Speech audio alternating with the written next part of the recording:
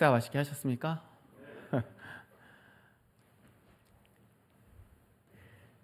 제가 이제 설교를 할 때 말이 조금 빠른 편이잖아요. 그래서 이제 항상 시작하기 전에 천천히 해야지 이런 마음을 이렇게 먹고 시작을 합니다.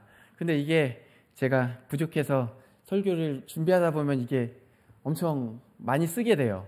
그러면 하다 보면은 이제 막 시간이 많이 갔고 이제 힘들어 하시는 것 같아서 마음이 급해지기도 하고, 또 어떨 때는 이제 전하는 말씀이 재미가 있어서 막 신나서 빠르게 할 때도 있어요. 근데 너무 이제 빨라서 못 알아듣겠으면 조금 신호를 주시면 제가 또 천천히 하면서 조금 이제 너무 길어지면 좀 적당히 빼고 이렇게 해보도록 하겠습니다. 교회는 예수 그리스도를 주로 믿는 사람들의 모임이죠. 그래서 예수 그리스도를 머리로 삼고 하나의 몸을 이루는 것이 교회입니다. 이게 교회의 본질입니다. 예수 그리스도께서 우리의 머리가 되시는 겁니다.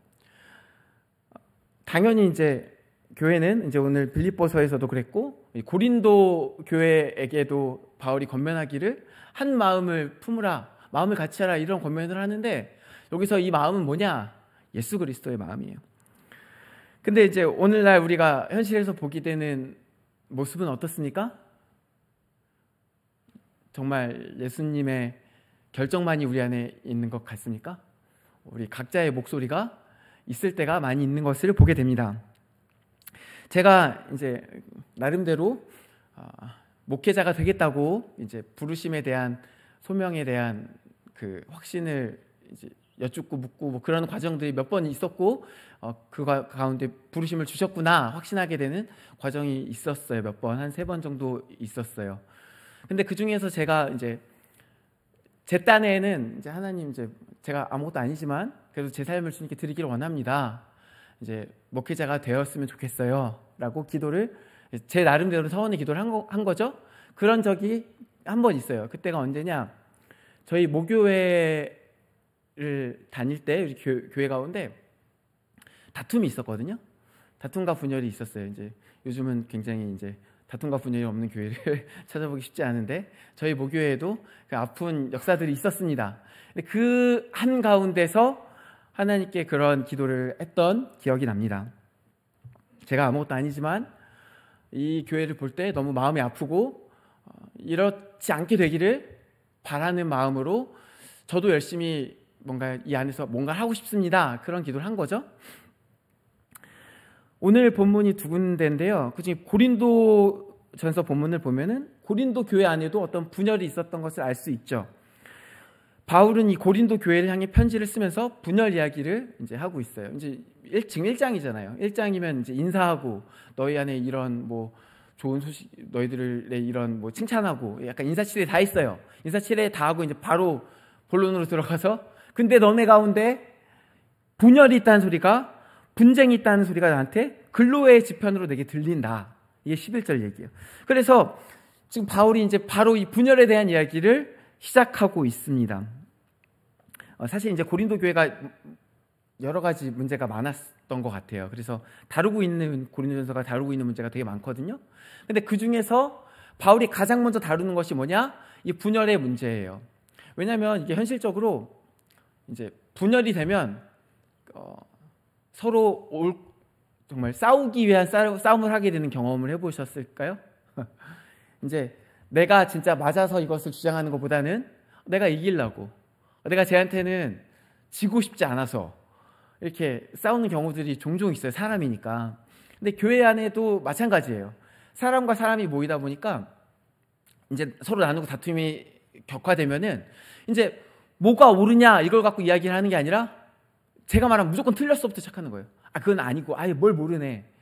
이렇게 되면은 교회 안에서 무슨 이야기가 되겠어요? 교회 안에 문제가 되게 많았어요. 문제가 많은데 문제가 누군가 지적할 때마다 그건 아니고, 이건 내 생각은 이런데 너 뭐 누구한테 들은 거야? 누구한테 배운 건데 그런 얘기를 하는 거야? 뭐 이런 식으로 나오는 거예요. 그러면 이 수많은 문제들을 해결하기는커녕 문제를 가지고 풀자고 함께 모일 수도 없는 상태인 거예요. 고린도 교회가.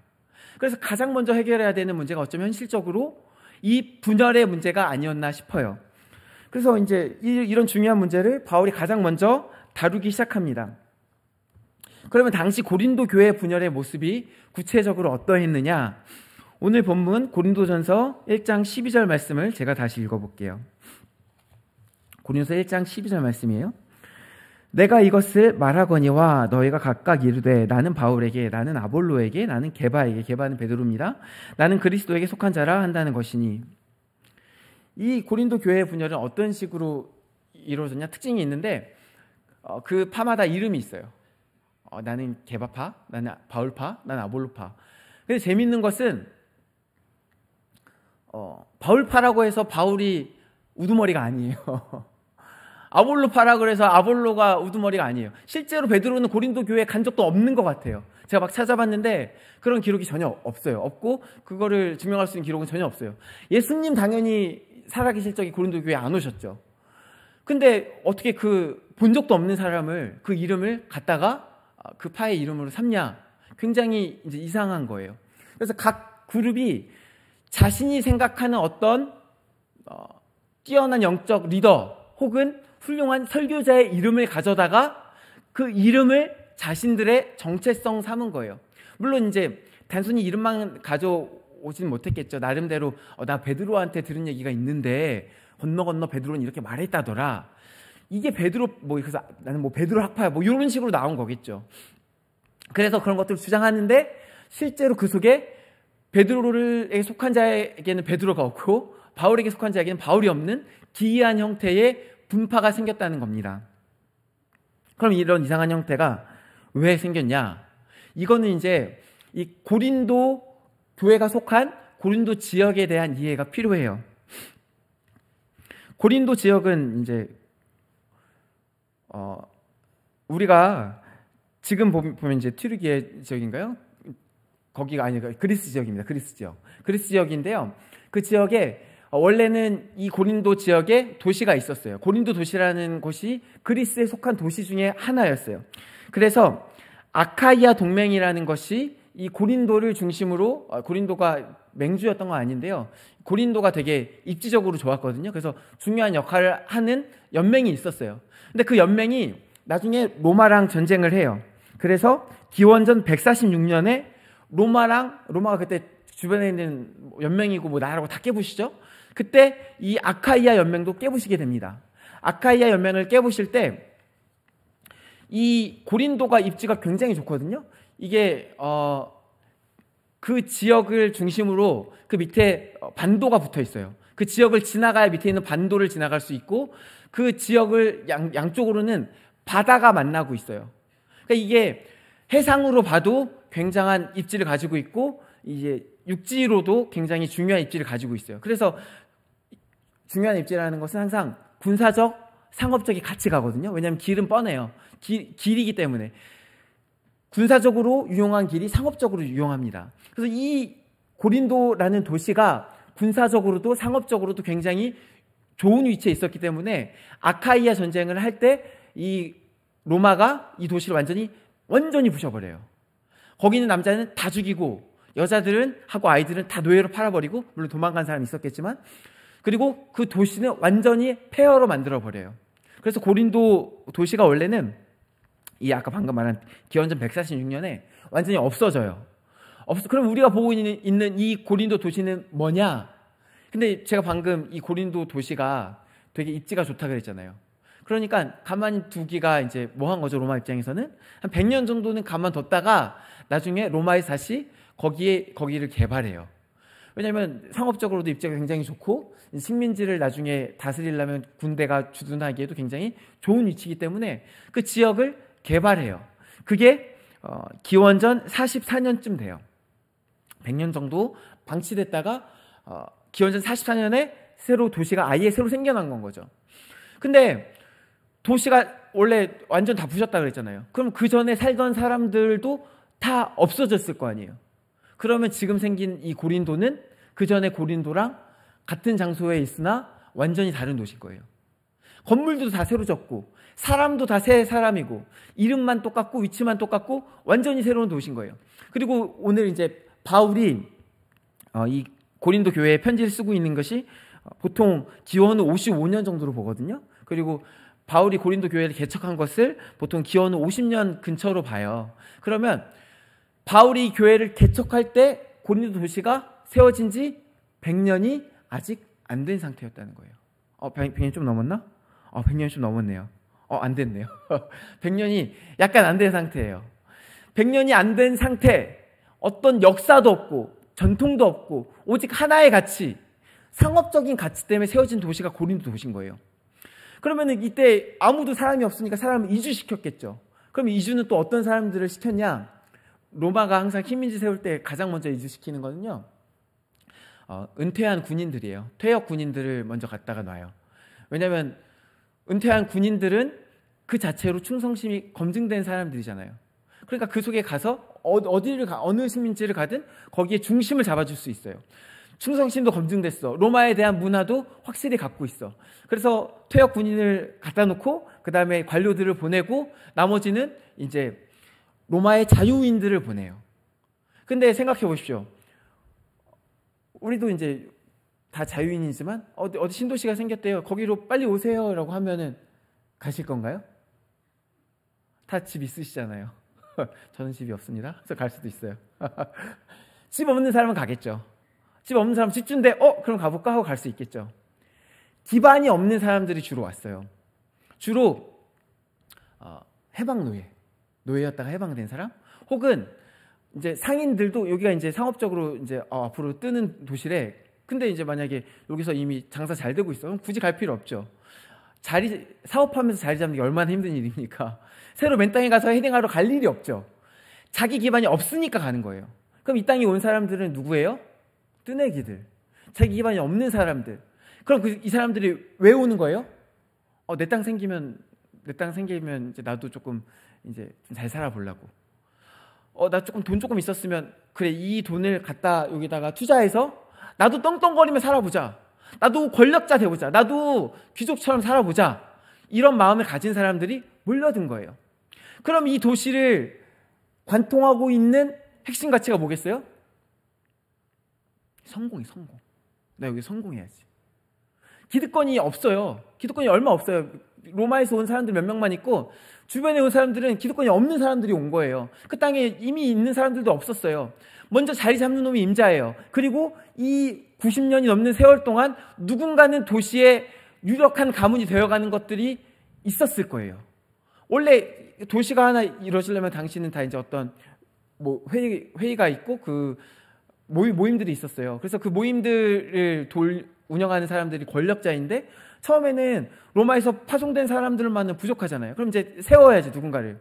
그럼 누구 경쟁을 시켜서 세웠을 거 아니에요. 돈 많은 애 일로 와봐.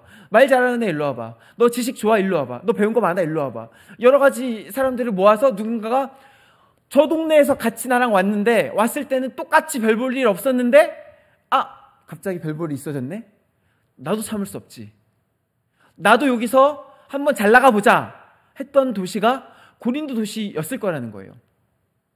그래서 이 도시 가운데 이 성공에 대한 메시지가 굉장히 강했고 신분 상승에 대한 욕구가 굉장히 강했어요. 그런데 그런 가운데 그의 실질적인 도구가 되는 것은 뭐였을까? 당시 이제 그리스 사회에서 되게 중요한 게 뭐가 있냐면 영향력이 중요했어요. 왜냐하면 결국 이제 그리스 민주주의라 그러잖아요. 결국은 회의를 하고 회의 속에서 많은 사람들의 공감을 얻고 설득을 하면 영향력을 얻는 거예요. 그러면은 그 영향력으로 결정들을 내가 원하는 대로 많이 한다고 쳐요. 그러면 점점 그 사람한테 더 사람이 모이겠죠. 그게 바로 권력이에요. 이 시대에는 영향력이 그대로 권력이 됐어요. 근데 이 영향력이 또 어디서 왔냐? 말을 잘해야 됐어요. 설득해야 됐어요. 이 사람들을 내가 말하는 대로 이끌 수 있어야 됐어요. 물론 뒤로 로비도 쓸 수도 있죠. 돈으로 여러 가지 작업을 치고서 그 다음에 이야기했을 수도 있었겠어요.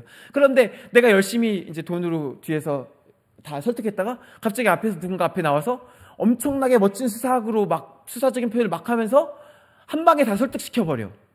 그러면 갑자기 뒤집어지는 거예요. 이런 배경 가운데 원래 그리스 지역이 다 이제 지식과 수사학이 중요했거든요. 근데 여기는 더 중요했어요.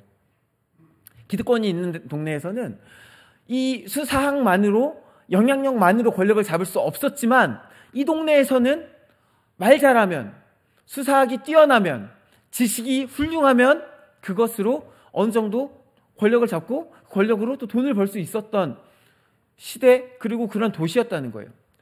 이런 배경 가운데 수사학이 되게 강조됐어요. 이 고린도 지역 가운데 그래서 수사학이 강조됐는데, 그럼 또 수사학은 뭡니까? 되게 말 자체가 일단 우리말도 어렵죠? 수사학은요, 청중을 설득하기 위해 문장이나 언어를 효과적으로 표현하고 사용하는 방법을 연구하는 학문이에요. 우리 옛날에 웅변학원 있었죠. 스피치 학원도 있었고.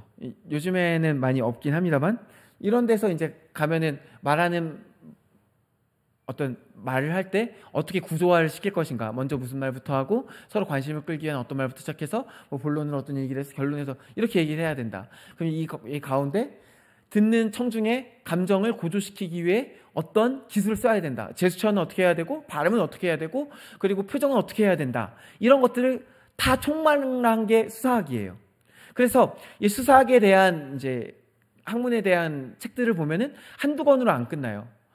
이제 학자들마다 그 책, 누가 어떤 책을 썼다, 수사학의 책을 썼다, 막 12권 이런 식으로 나아갑니다. 그러면 이게 일반 사람들이 이 수사학에 대해서 깊이 있게 들어가는 것이 쉬웠을까요? 그렇지 않았겠죠. 그래서 이 수사학에 대한 전문가가 필요했는데, 그건 또 누구냐? 그건 또 소피스트라는 사람들이었어요. 소피스트는 문자적으로 번역하면 지혜로운 사람이에요. 이제 헬라어로 지혜로운 사람이에요.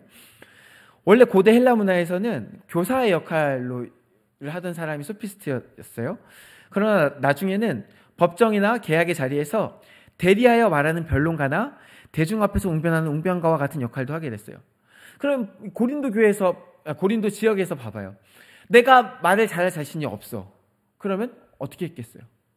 말 잘하는 사람을 대신 세웠겠죠. 이 사람이 그 말도 잘하고 이름값도 있어. 그럼 돈 더 많이 줘서 세웠겠죠. 그리고 나는 그 사람을 쫓아다니면서 나는 누군가한테 속한 사람이야. 그러면서 다녔던 거예요. 그리고 그것 가운데 자신의 정체성을 삼은 거예요. 이게 수사학이 이 사람들에게 이런 실제적인 도구이기도 하면서 동시에 또 어떤 개념이 있었냐? 아까 이제 고린도 지역에 이 유력한 사람들이 역사가 없다고 그랬잖아요. 근데 전통적으로 역사가 없는 사람들은 전통과 역사를 되게 갖고 싶어 해요. 그래서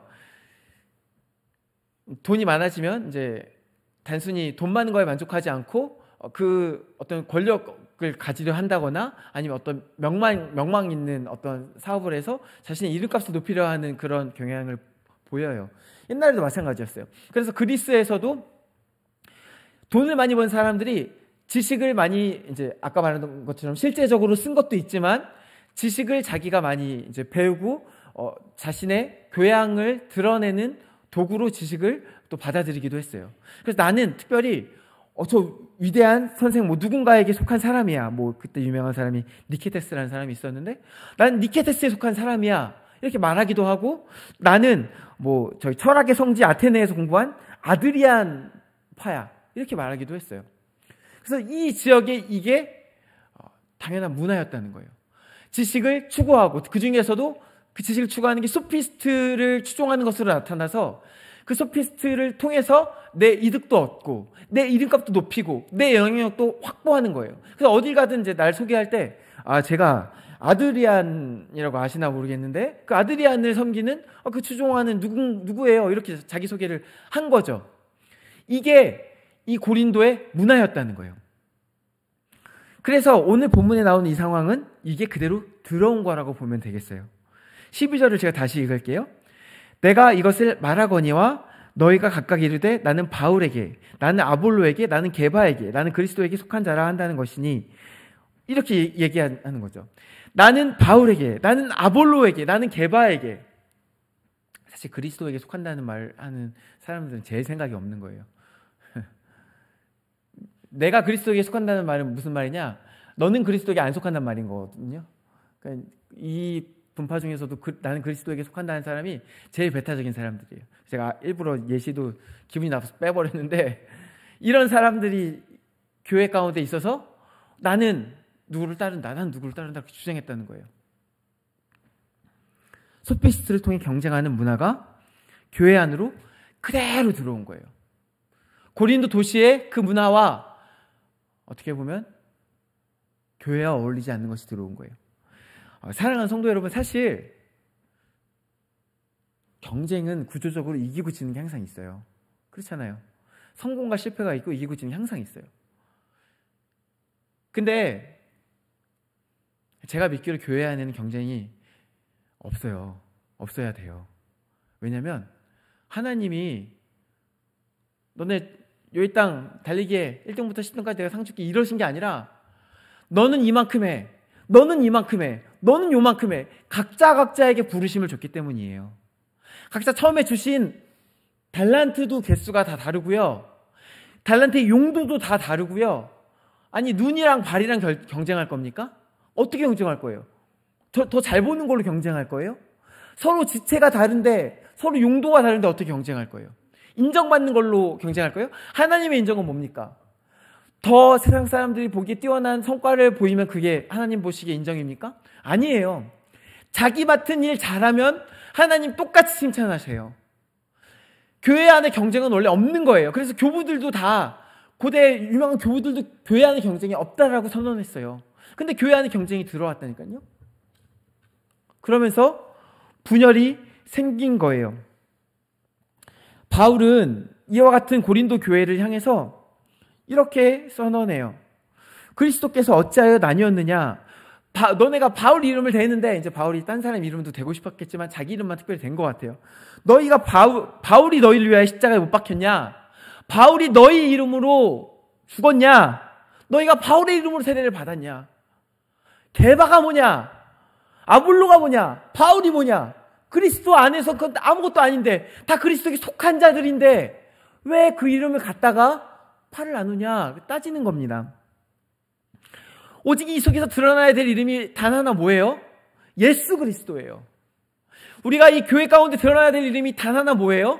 예수 그리스도예요. 다른 것은 아무것도 드러나서는 안 돼요, 사실은. 근데 자꾸 이런 것이 왜 드러납니까? 우리가 드러내니까 드러나는 거죠. 내가 뭘 잘하면 드러내고 싶은 게 사람의 마음이에요. 내가 스스로가 뛰어난 것들을 보이면서 나를 드러내고 싶은 것, 나를 세우고 싶은 것, 그게 아담과 하와 때부터 지금까지 이어온 우리의 본성이에요. 그래서 그 본성이 드러날 때마다 나를 드러내요. 나를 드러내는데 교회 안에 모두가 또 드러날 수는 없잖아요. 어떤 그룹이든 그렇잖아요. 그러면 이제 서로 경쟁하는 거예요. 이게 얼마나 세상과 똑같은 일입니까? 그러다가 누군가는 마음 상하고, 그러다가 누군가는 넘어지고, 그러다가 누군가는 교회에서 떨어져 나가고, 이렇게 된다는 거예요. 교회 안에는 딱 하나만 필요해요. 바울이 권면하는 것을 보십시오. 10절 말씀을 제가 읽겠습니다. 형제들아, 내가 우리 주 예수 그리스도의 이름으로 너희를 권면하노니 모두가 같은 말을 하고 너희 가운데 분쟁이 없이 같은 마음과 같은 뜻으로 온전히 합하라. 같은 마음, 같은 뜻, 하나의 머리를 가지라고 이야기하는데 이거는 뭐냐?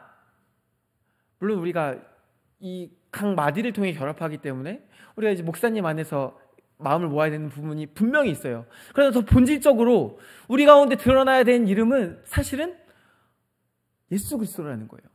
담임 목사님도 아닌, 누구 장로님도 아닌, 누구 집사님도 아닌 예수 그리스도. 이것을 가장 잘 보여주는, 한 마음에 대해서 가장 잘 보여주는 본문이 빌립보서 2장 본문인 거예요. 그래서 제가 이 말씀을 그대로 이제 갖고 온 거예요. 그리스도, 이제 빌립보서 2장 1절부터 나오는 권면을 제가 한번 다시 읽어보겠습니다. 그러므로 그리스도 안에 무슨 권면이나 사랑의 무슨 유로나 성령의 무슨 교제나 긍휼이나 자비가 있거든 마음을 같이하여 같은 사랑을 가지고 뜻을 합하며 한 마음을 품어. 지금 빌립보 교회에도 바울이 선언하기를 너희가 뜻을 합하며 한 마음을 품으라고 얘기를 해요. 근데 한 마음을 품는다는 건 뭐냐? 아무 일에든지 다툼이나 허영으로 하지 말고 오직 겸손한 마음으로, 나를 드러내지 않고 다른 사람을 서로 세워주는 거예요. 자기보다 남을 낮게 여기고 각각 자기의 일을 돌볼 뿐더러 각각 다른 사람의 일을 돌보라. 나의 기쁨을 충만하게 하라. 우리가 다른 사람의 일들을 도울 수 있어요. 도울 때마다 넌 잘 모르니까 내가 가르쳐줄게, 내가 도와줄게, 이런 게 아니라 네가 잘할 수 있지만 하나님께서 너 안에 역사하시지만 우리가 한 지체임으로 내가 사랑으로 같이 일을 했으면 좋겠어.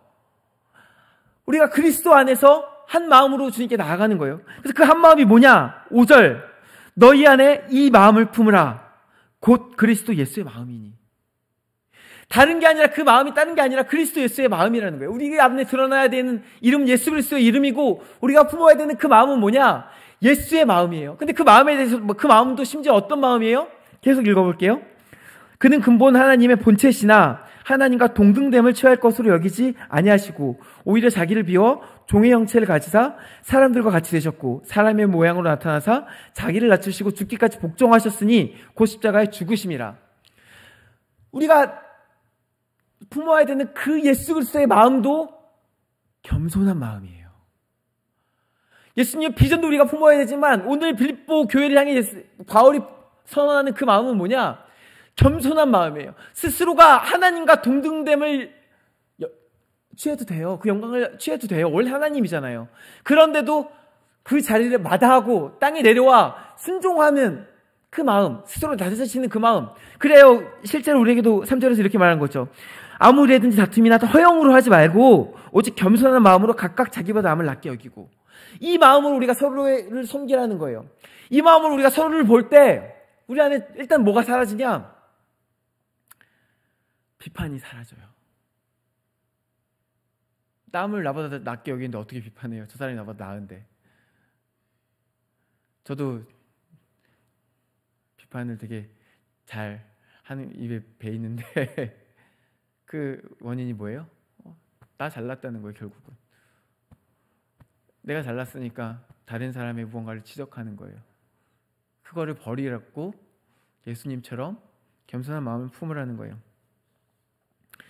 사랑하는 성도 여러분, 앞서 이제 말씀을 정리할 건데요.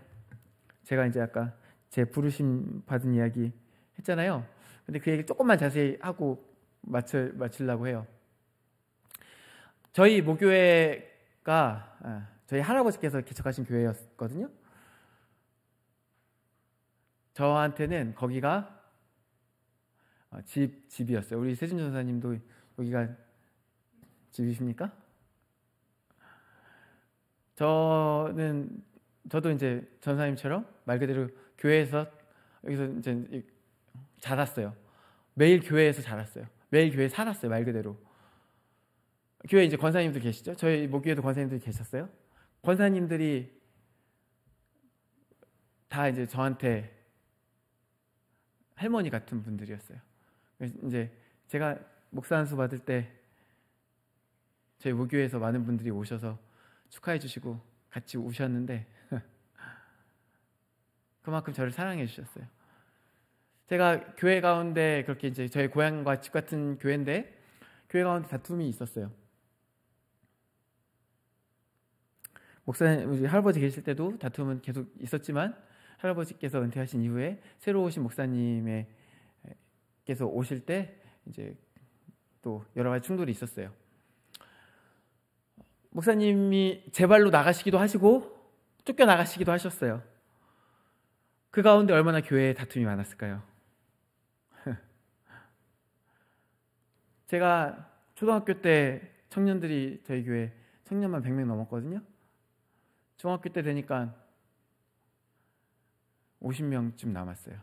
여러 가지 다투면서 이제 나간 거죠. 그러다가 어느 날 제가 잊을 수 없는 장면이 있는데 저희 이제 모교회의 딱 이쪽 위치예요. 이쪽 위치에 이렇게 청년들이 동그랗게 앉았어요. 남은 20-30명의 청년들이 동그랗게 앉았어요. 이 교회에 우리가 계속 있을 거냐 말 거냐 회의를 했어요. 청년들이. 그리고 청년들이 단체로 이주했어요. 다른 데로. 그래가지고 이제 저희 세대는 저희 고아 세대라고 생각했어요. 청년들한테 버림받은 세대. 우리 선생님들이었는데 우리 버리고 다 갔어. 그래가지고 이제 그 다음부터는 이제 청년들이 없으니까 어떻게 해요? 이제 있는 애들이 해야지. 여기도 이제 전도사님이나 홍준이나 이것저것 막 하죠. 저도 뭐 할 건 다 했어요. 근데 그 전에 이제 저희 부모님도 뭐 그렇게 사실 교회를 개척하신 건 거죠. 온 가족이 다 달려들어서 사실은 교회 개척이나 교회 일하는 게 그렇죠. 사람이 없으면 가족들이 막 다 달려들어서 같이 개척하는 거죠. 근데 그런 교회가 다툼이 있을 때 제 마음이 너무나도 아팠어요. 언제 한 번은 이제 공동회의를 하는데 이제 언성이 막 높아져요. 언성이 높아지니까 한쪽에서는 나름대로 말이 너무 세지고 그러니까 이제 그만 싸우라고 마이크를 누가 꺼버렸어요. 그러니까 마이크를 꺼버리니까 또 이제 화가 막 나가지고 막 소리를 지르는 거죠. 그럼 이제 소리를 서로 지르다가 그럼 그다음은 몸싸움을 하기 시작하는 거죠. 제가 그때는 한 20살 좀 넘었을 때인 것 같아요. 20살 좀 넘었을 때 공동회의 때 제 또래 애들은 다 집에 갔어요. 그 배기 싫다고. 보기 싫죠. 그 싸우는 거 보고 싶겠어요. 근데 제일 뒤에 앉아 있었어요. 저기 지금 헝금함이 있는데 그 뒤에 앉아서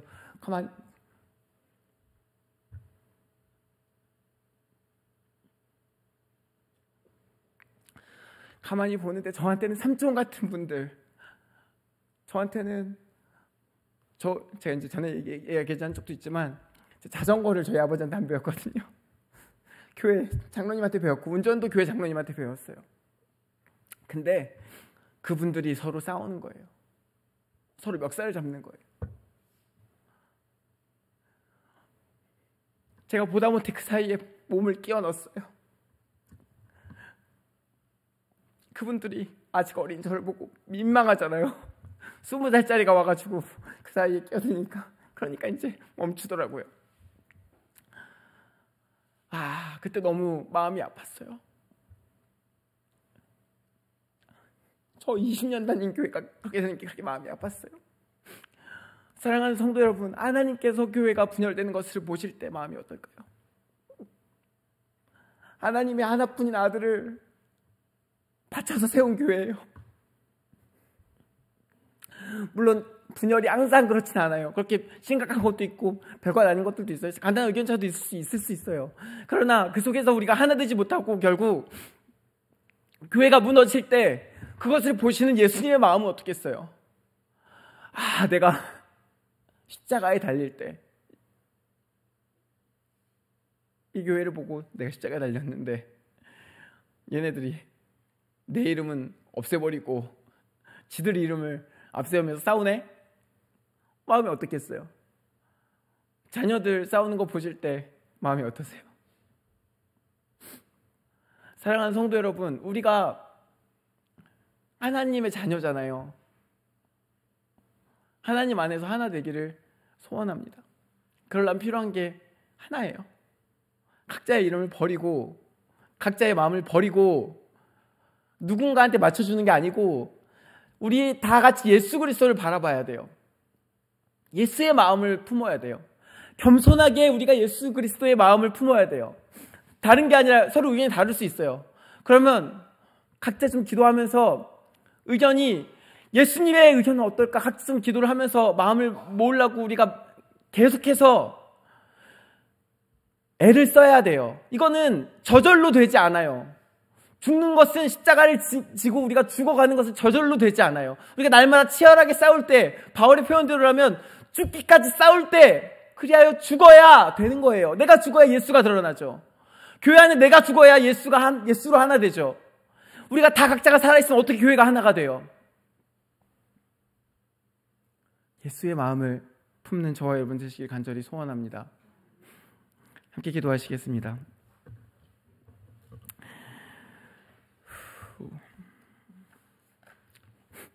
우리를 위해 이 땅에 오셔서 자신의 생명을 다해 교회를 세우신 예수님 감사합니다.